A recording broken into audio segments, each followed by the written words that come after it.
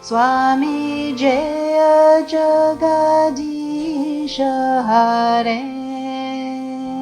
Bhakta Janon ke Sankat Bhakta Janon ke Sankat Kshana me Dura Kare Om Jaya Jagadisha Hare Sham Sham Radhe Radhe Sham Sham Radhe Radhe Sham Sham Radhe Radhe Sham Sham Radhe Sham Sham Radhe Radhe Sham Sham Radhe Radhe Sham Sham Radhe Radhe Sham Sham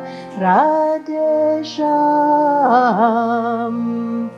Sham Radhe Radhe Sham Sham Radhe Radhe Sham Sham Radhe Radhe Sham Sham Radhe Sham Sham Radhe Radhe Sham Sham Radhe Radhe Sham Sham Radhe Radhe Sham Sham Radhe Sham Sham Radhe Radhe Sham Sham Radhe Radhe Sham Sham Radhe Radhe Sham Sham Radhe Sham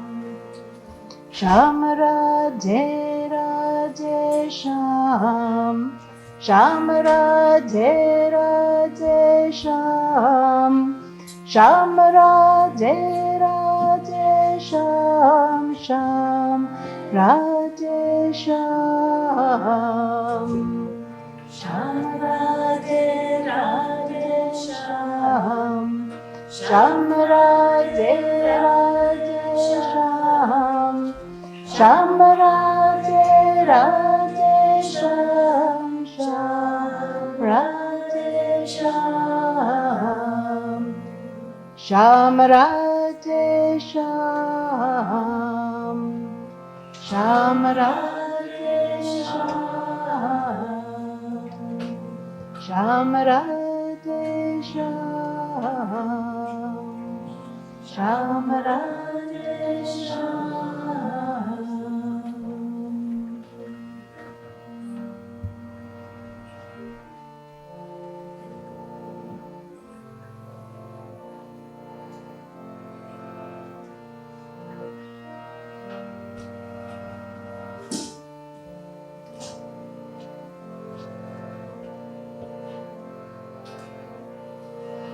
Jai Radhe Ananda Radhe Ananda Radhe Ananda Radhe Jai Radhe Ananda Radhe Ananda Radhe Ananda Radhe Jai Radhe Ananda Radhe Ananda Radhe Ananda Radhe Jai Radhe Ananda Radhe Ananda Radhe Ananda Radhe Jai Radhe Govinda Jai Radhe Govinda Radhe Radhe Jai Radhe Govinda Jai Radhe Govinda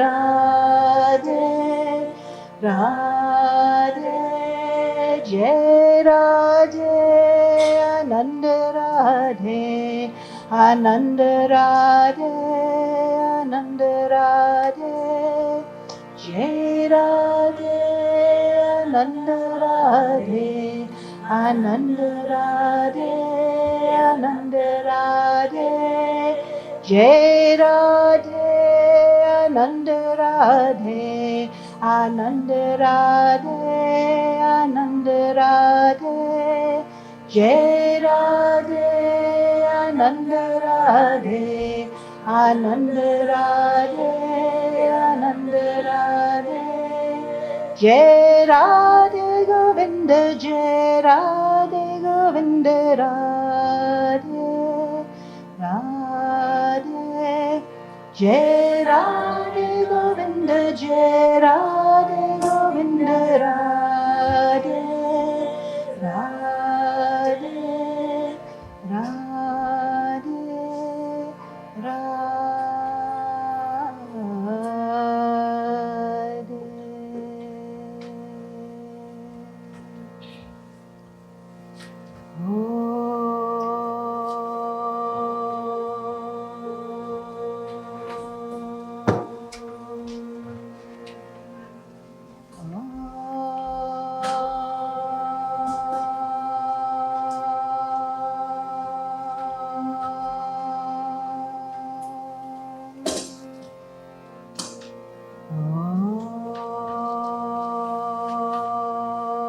This atmosphere in the Blue Sky Center has already been charged this weekend, especially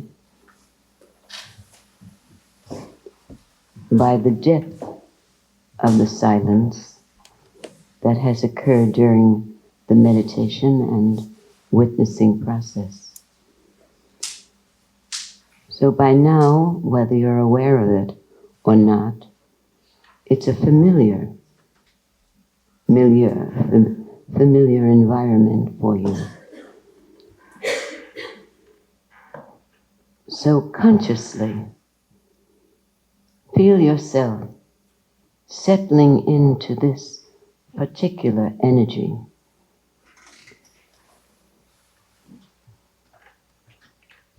Take a very deep breath, slowly, draw it in slowly. And now as you exhale, feel as though you're releasing all of the past so that you can enter into the new, into the now, the here.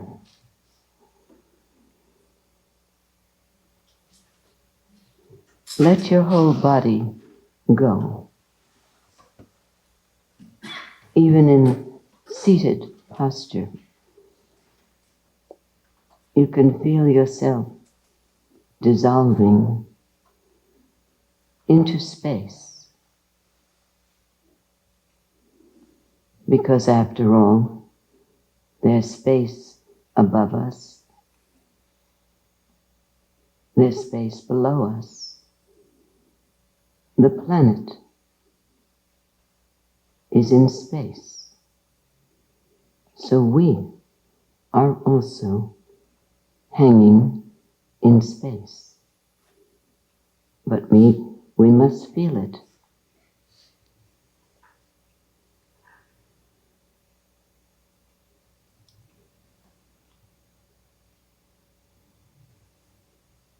Feel that there is space all around you.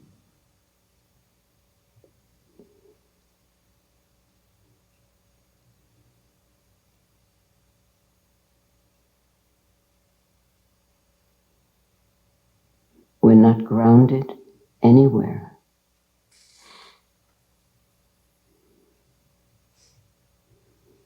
As the clouds are floating in the blue sky, we also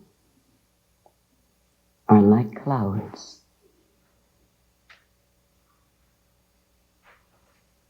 drifting with no destination.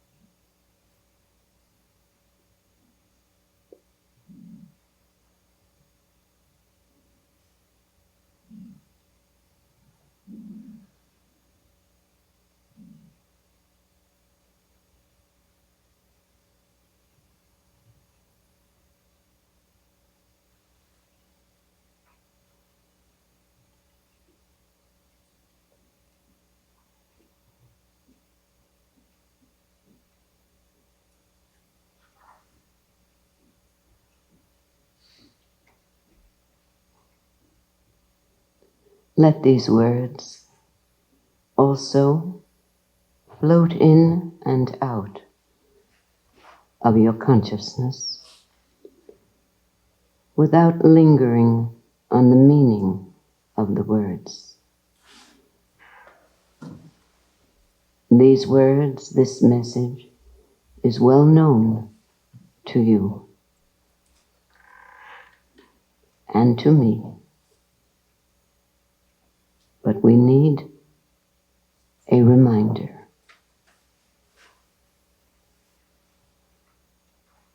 A meditative mind is silent.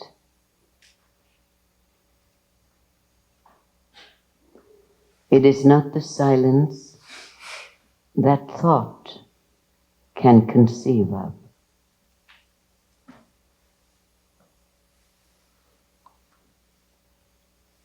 It is not the silence of a still evening.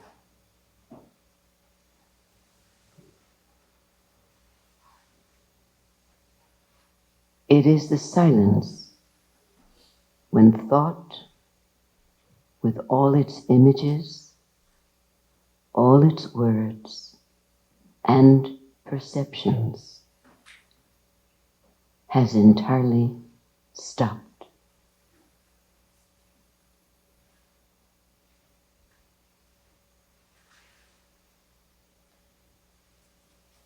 The religious mind is the explosion of love.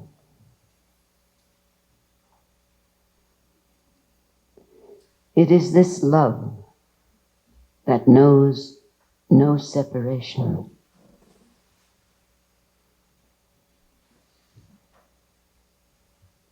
It is not the one or the many,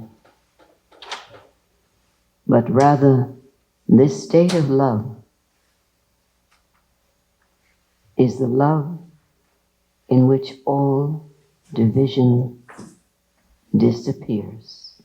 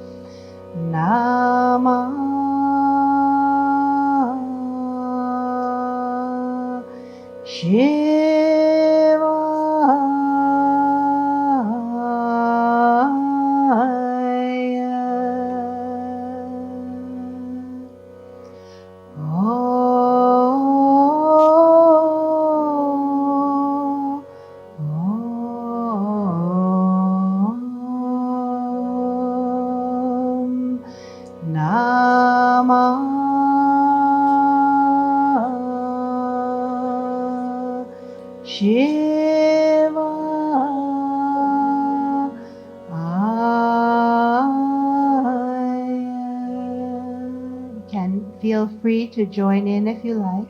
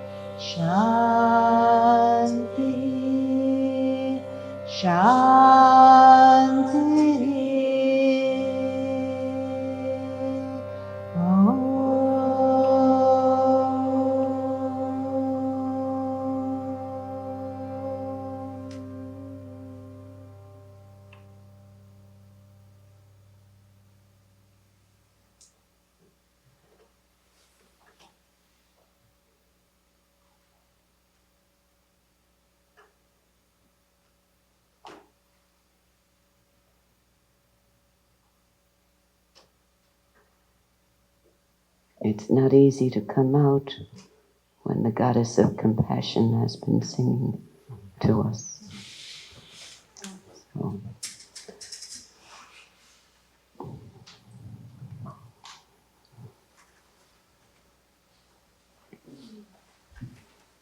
thank you, Karen. No worries. Just staying for the end.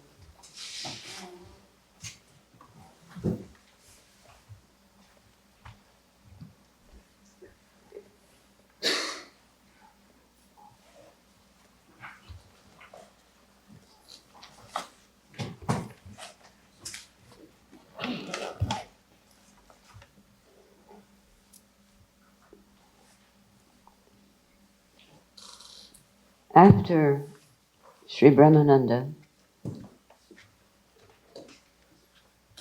I should say after the body, Sri Brahmananda's body, suffered a stroke because, as he told us, he never had a stroke. His body had a stroke, and he was doing his best to take care of his body because the body had taken care of him. So, to everyone's surprise, he remained very cheerful, very positive, very powerful for 10 years following his stroke before he left his body. I think he felt that we had finally felt that he had made enough of a sacrifice for us, and he sensed that we were better able to let his body go, since we seem to understand, finally after 30 years, that it is only the body that dies. So, having lost the ability, some of the ability to speak, he did communicate and he did chant, but it was a different chanting and a different language. We noticed that because his speech was limited, that he confined the essence of his teachings to 2 or 3 important themes. One of them is on my refrigerator door, so that every time I go to the refrigerator door, it's right on the level of my eyes. And it is, "You are not the body and mind." Immediately my appetite diminishes a little bit. So that's a good thing. I put it there just by chance, but apparently it's a good place to be reminded of that. So that was one theme. The other theme was to live unselfishly as much as possible. It was such a simple statement, but it had to do with the understanding of the importance of, it's called seva, but importance of service in your life. Because we tend to get wrapped up in our small little constellation of attachments. And that's fine because we can't deny it. It's better not to impose someone else's, no matter how high,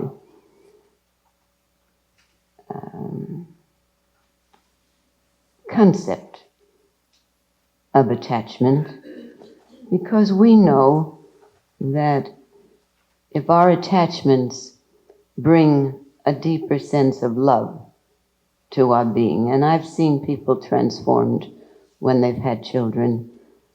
Some of you saw the tabla player last night. He had a certain joie de vivre, he had a certain powerful energy. I couldn't see him too well in the shadows. I thought it was because he was very young. I thought he was about 21. And I said, youth, but I spoke to him afterwards. He's not 21. And the reason for his joie de vivre is that he just had his second child, a little girl, who was 3 weeks old. And he was playing for her, obviously, and playing out of his joy. So our human attachments aren't bad, because I have a question about spiritual attachment and relative attachment, which I'll go into. But I have noticed that when we come out of ourselves and our self-involvement and feel a deep sense of love for a friend, a husband, a wife, a child, a grandchild, it seems to bring out the best in us.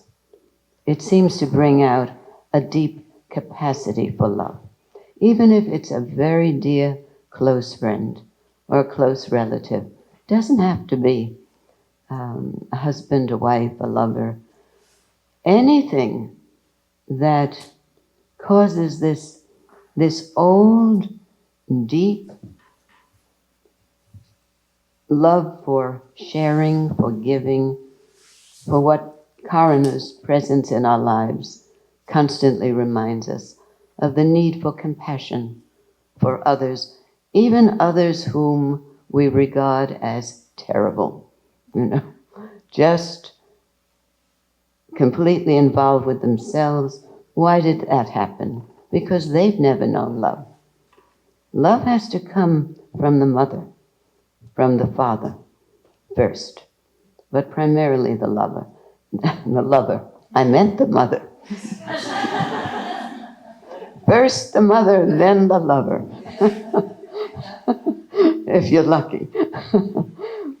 But if we don't have the presence of love in our early years, unconditional love that a true mother has automatically, then it's very difficult to have the capacity to give that to others. So that has to be learned when you have not experienced it in this lifetime from the family, the mother. And when you recognize that if you have that capacity, it's only because you were lucky or because you earned it. If you had a family that gave you that support, you were lucky. There's a great deal of luck and grace combined. But that awareness allows you to understand that if others did not have it, then we cannot expect them to feel as we do, to behave as we do. And that's where the compassion comes from. That if they knew better, they would do better. If they had understanding, goodness, they'd be just like me. And then I wouldn't have this negative feeling about them. So that second message, that we must give love, give support, give of our energy to all. That word was used so much, so often, and even after his stroke, I can hear it resounding. He said, not just within your own circle, to all, he would say, all, everybody. And it penetrated. So that has always been something that hovers over all of us at the ashram and his students all over the world, that we must think of the world first. We must think of others who are suffering first, and then take care of our intimate constellation. We have a son who met Sri Brahmananda when he was 6.5. And about 2 years later, he was sitting in the back of the car when I was driving my mother somewhere. And I was trying to explain to her this idea of serving the world. And I said, for example, I am in charge of the children's program this summer. And I have to keep in mind that although our own son, your grandson, is part of the children's program, I said, I treat Brett as I do the others. And he's aware of why I do that. And I heard a sound in the back. And I said, did you say something, Brett? He said, yes. I said, what did you say? He said, I said it doesn't mean I like it.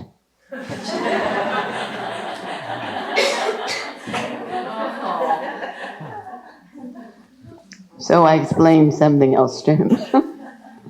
But my mother said, you see, meaning, you see, you're doing the wrong thing. But our son is a man now, and he's doing the same thing. He's putting himself after the service that he feels he should be sharing with the world. The third major theme, and that's the one he instructed me to focus on when we had programs together. And it's the topic of this conversation that Sri Nisargadatta had with a questioner. And it was the importance of developing the witnessing attitude, or the witness attitude, instead of getting caught up in the dramas, in the, what Gurdjieff called the circus of the world. We get caught up in animal life.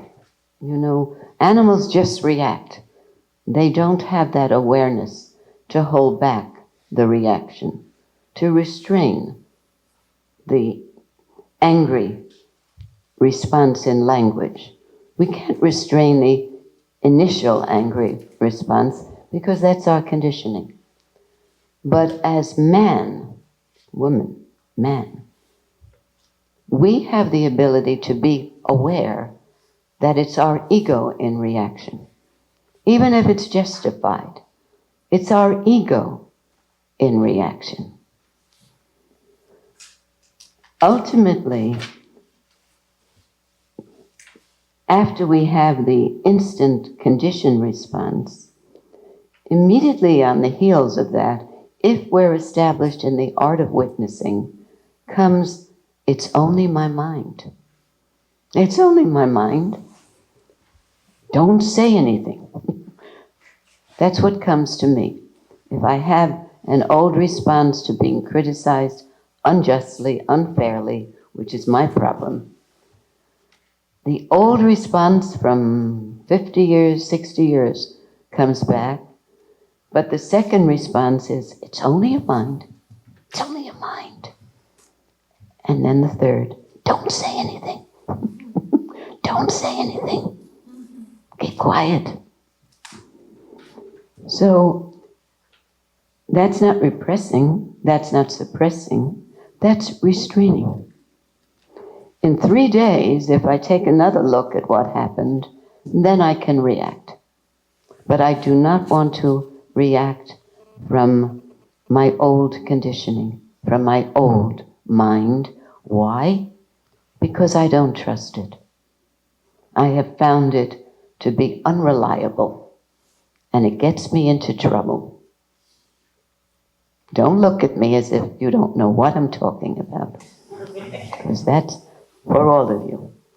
It is the ego mind that gets the wisdom into trouble. There are many stories in mythology which give that greater meaning. So it was always a powerful word that came during the last 10 years of Gurdjieff's meditation, because in the middle of his introduction to that particular meditation period, we would hear in his hoarse voice, and it made it all the more powerful, witness, Now witness. It was in our meditation. And then when we would bring him, I'm speaking for the people in general, when a problem would be brought to him related to household life or career, he would listen and he would say, and this, remember, these were the last years of his life, don't worry. In the end, you will be triumphant. Later we realized we forgot to ask, when is the end? Because with gurus, they have no time, they have no space. So in the end could be several lifetimes from now, or quite a bit to go. But he would say, don't worry. In the end, you will be triumphant. And the last word was witness. Witness everything going on, but don't get involved in the fire. Stand a little apart from it. I developed a trick for my mind, which worked because my mind, as your mind, ego mind, is very cunning. It has many ways to deceive us and make us feel that we're right in being assertive or aggressive at certain times. So I developed something that I've been sharing with many people. I see Sudevi is here. I know she was present when I said it one time in the afternoon at the ashram on Saturday. And it is that when something upsetting, shocking, disturbing occurs and you have to still function in the world, wait 3 days before you even think about it.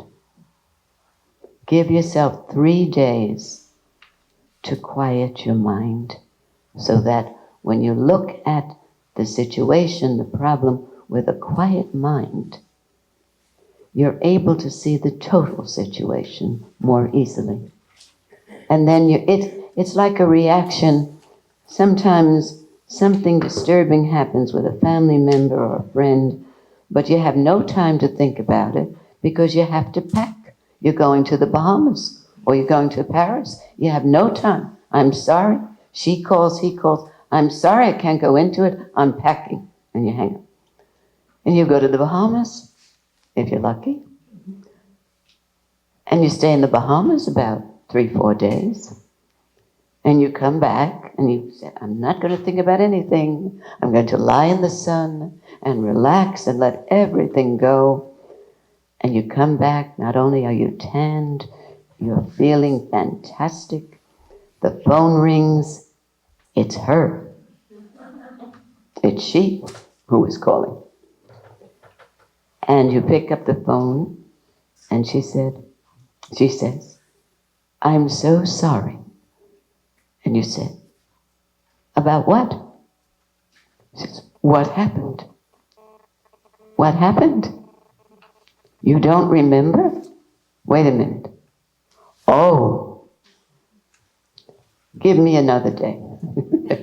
Because you don't want it to spoil the way you're feeling.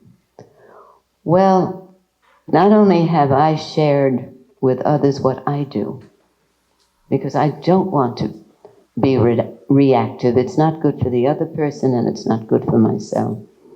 And it's not good for anyone around me if I'm in reaction. So I postpone it. I don't repress it. I don't say I'm not going to think about it. I say I'll think about that in 3 days. I also call that the Scarlett O'Hara syndrome. That is, fiddle-dee-dee, I'll think about that tomorrow. It's a postponement. It's a postponement so that the ego mind can lose its venom. And it works. I see some of you are writing that down and some of you are saying, I won't forget that. Wait 3 days, if you can. Or go run off in the woods and scream. We had a yogi who did that. When he was very upset, he would go into our woods and we'd hear a scream. All the birds flew away. So I'm going to read this conversation, and then I'm going to look at the questions that have been coming in, and I will start reading a question, and if the answer came up in this conversation, when you hear the first few words of your question, you can raise your hand and go like that. That means no need to read it. You've already received your answer. That happens. Sometimes from this, sometimes from other talks we've had before. Every retreat, we have quite a few people waving at me. No need to go into it. The answer had come already. But there are others who wait patiently until I get to the question, and I will answer it. Listen carefully to this, because this was the third theme of Gurdjieff's as well. Develop the witness attitude. Every title, and this comes from the great legendary book, I Am That. Every title, such as the one I just read, comes from the conversation that Sri Nisargadatta had with this questioner. Questioner, what is the daily and hourly state of mind of a realized person? How does a realized person see things or hear things, eat, drink, wake, sleep, work, rest? I guess I'm asking, what proof is there of the state of a realized person being different from our state? Apart from the verbal testimony of the so-called realized people, is there no way of verifying their state objectively? Aren't there some observable differences in their physiological and nervous responses, in their metabolism, brain waves, or in their psychosomatic structure? Maharaj, this is Sri Nisargadatta Maharaj. Well, you may find differences in realized people, or you may not. All depends on your capacity of observation. The objective differences are, however, the least important. What matters is their outlook, their attitude, which is that of total detachment, aloofness, standing apart. Now, mind you, some of the great masters and gurus, such as Ramana Maharshi, our own amazingly approachable guru, were very warm, were very human. Most people reacted to Sri Brahmananda as if he were their most lovable, most needed, the wisest father figure. They related to him as a father figure. Others related to him as the high elder, the guru, the mentor. And some related to him as the supreme consciousness itself. Those were the old Vedantists in the group. But what he's saying is what we see objectively is what matters the least. What is important is their attitude. And although they were very warm to us, or he was very warm to us, very approachable, very sympathetic, he would cry when we would cry, he would laugh when we would laugh, there was this inner detachment, inner aloofness, this standing apart that wasn't hypocritical or wasn't what he was pretending was not happening, but was the witness watching, knowing that in time a light bulb would go off, an alarm clock would wake us, and we also would know that this that we were complaining about or worrying about was only an illusion of the mind. But temporarily, it's like when a baby comes to us upset that someone took its lollipop away because it fell on the floor, and crying and crying and crying. And you cry with the baby. Oh, that's terrible. I'm so sorry I don't have another lollipop. And you feel as bad as the baby feels. But there's something standing aloof saying, heaven's sakes, it's only a lollipop. But then we grow up and then the gurus say, for heaven's sake, it's only a boyfriend. Same thing. For heaven's sake, it's only the stock market. He was like that. You know, people would come and say they lost everything. And he was, give shock to hear that. And I was there preparing tea for the person. The minute the person walked out, he said, nonsense. The guru says, nonsense. Nonsense.